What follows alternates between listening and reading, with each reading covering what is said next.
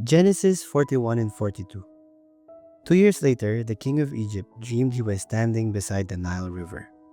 Suddenly, 7 fat, healthy cows came up from the river and started eating grass along the bank. Then, 7 ugly, skinny cows came up out of the river and ate the fat, healthy cows. When this happened, the king woke up.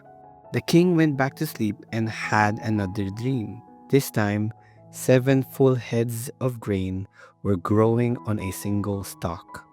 Later, 7 other heads of grain appeared, but they were thin and scorched by a wind from the desert. The thin heads of grain swallowed the 7 full heads.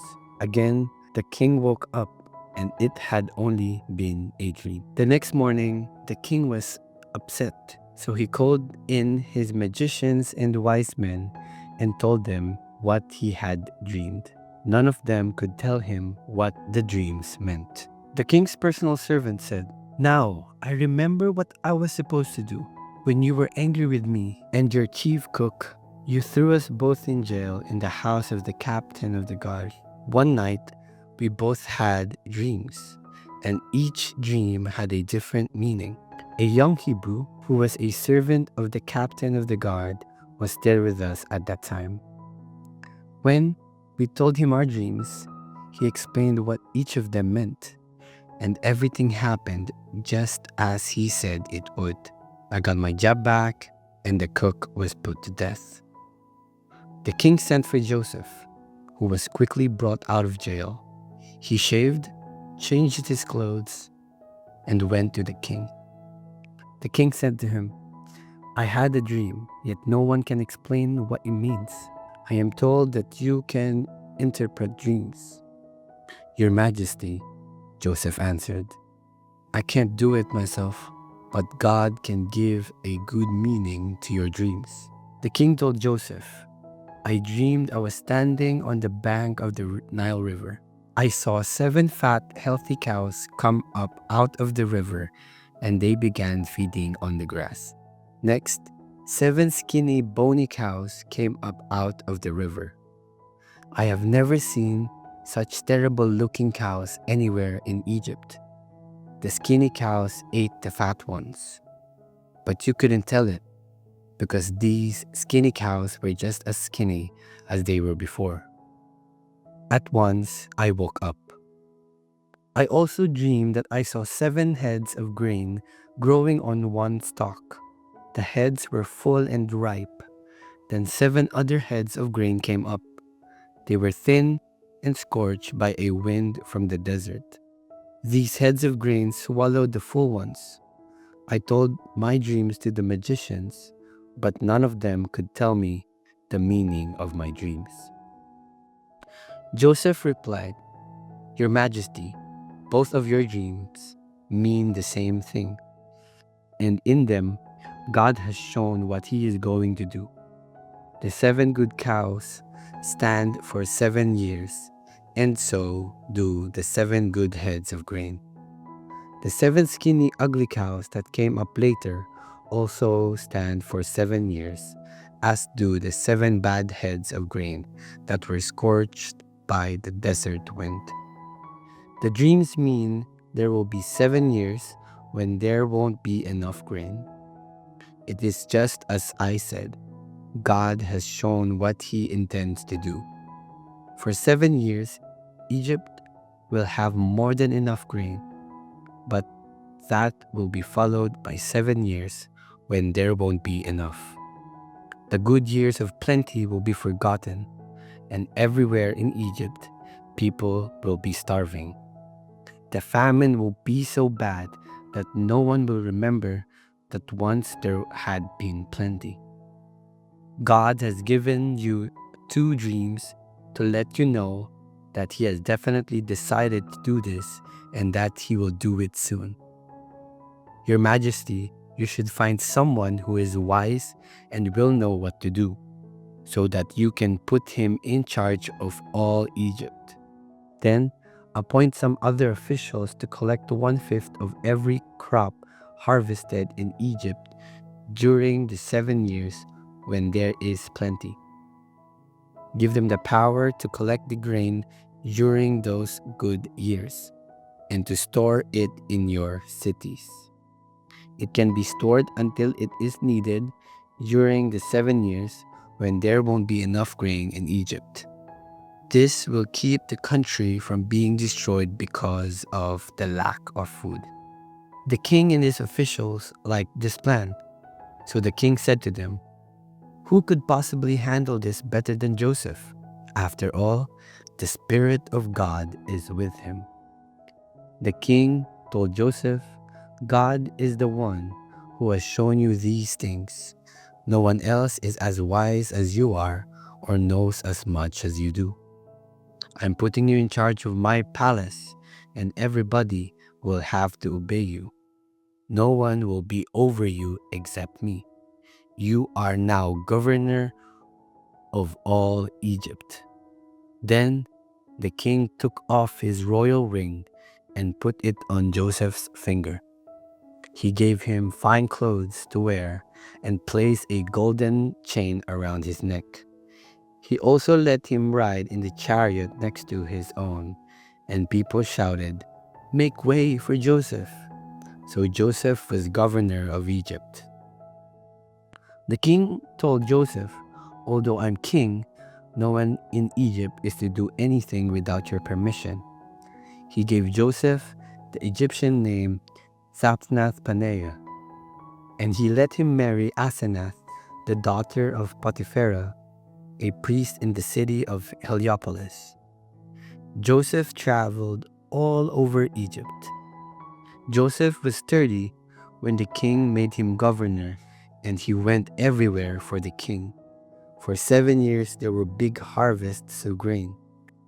Joseph collected and stored up the extra grain in the cities of Egypt near the fields where it was harvested.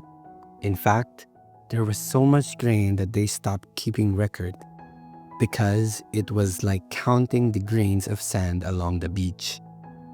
Joseph and his wife had 2 sons before the famine began. Their first son was named Manasseh, which means, "God has let me forget all my troubles and my family back home."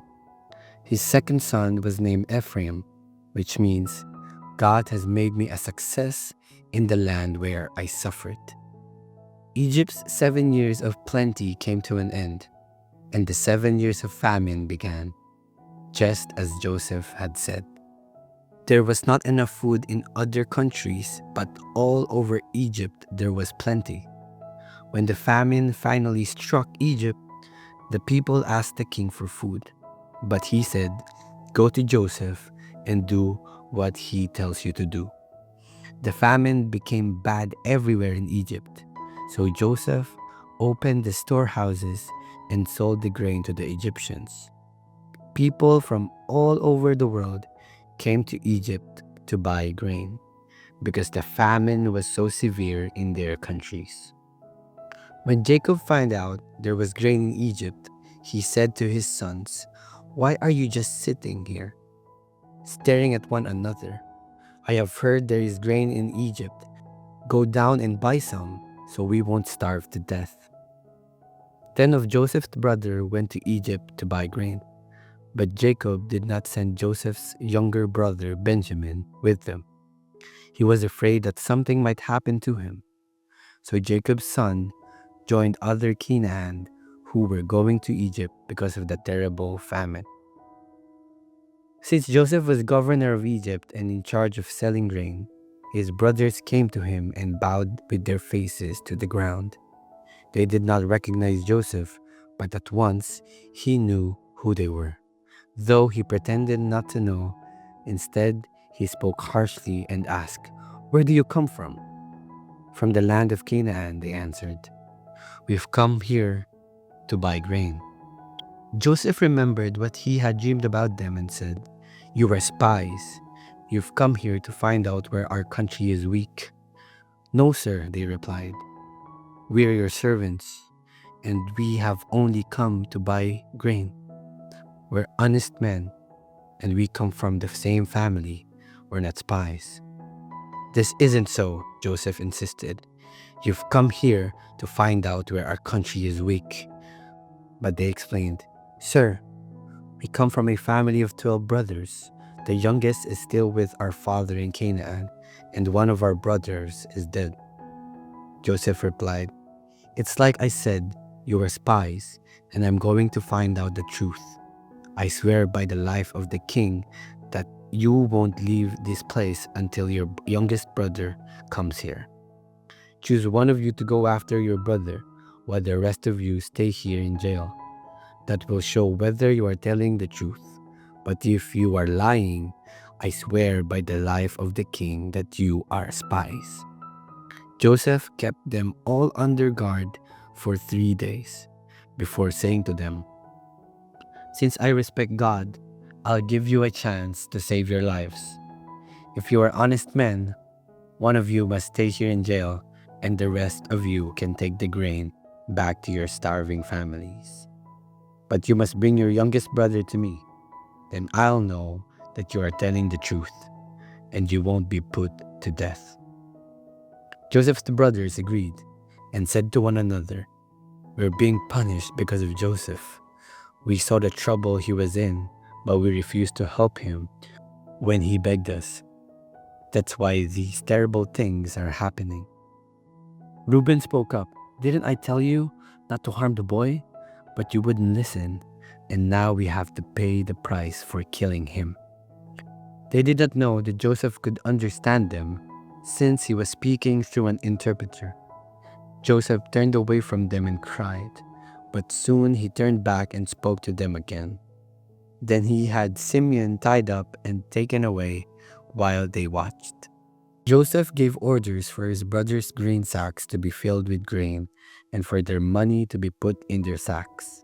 He also gave orders for them to be given food for their journey home.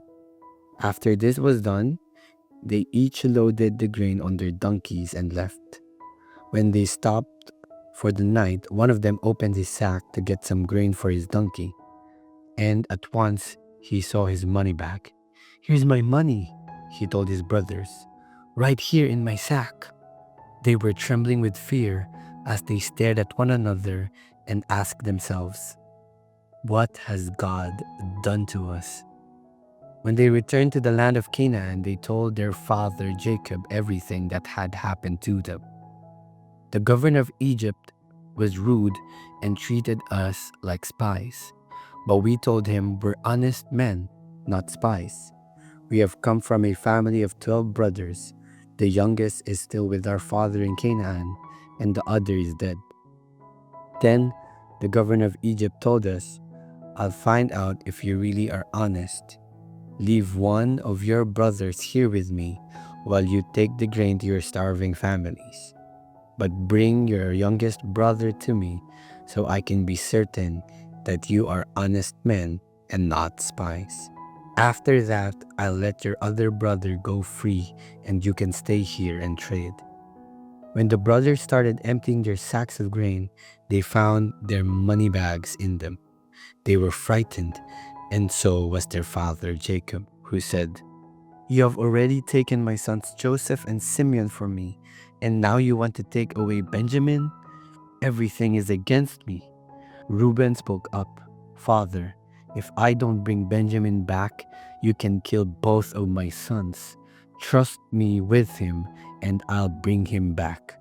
But Jacob said, "I won't let my son Benjamin go down to Egypt with the rest of you. His brother is already dead, and he is the only son I have left. I am an old man, and if anything happens to him on the way, I'll die from sorrow, and all of you will be to blame." Psalms 13.